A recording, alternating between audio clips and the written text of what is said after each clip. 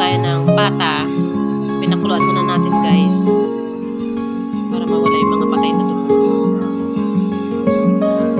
Yan. Ito na yung ating adobong pata with banana. Ayan, with banana yan guys. At syempre lalagyan din natin ng pechay mamaya. So bagong potahe guys, bagong lasa. Ang ating lutong Pinoy.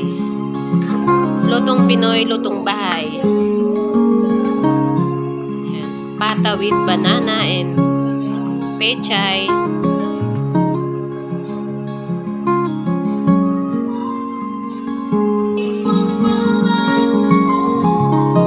Ayan guys, nilagyan na natin yung pechay sa ating adobong pata with banana. Ayan, bagong ano po ito, bagong potahe.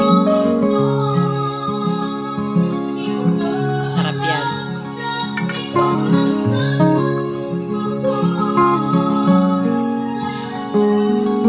Try nyo na din guys sa inyong mga bahay. Ayan. Para may kulay at para maiba naman tayo.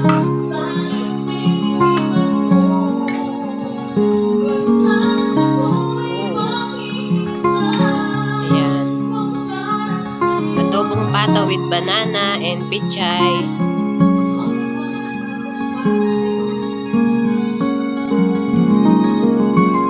Nilagay natin sa saging medyo hilaw. Pero dahil mainit ang panahon, ayan. Yan na po yung ating finished product. Thank you guys.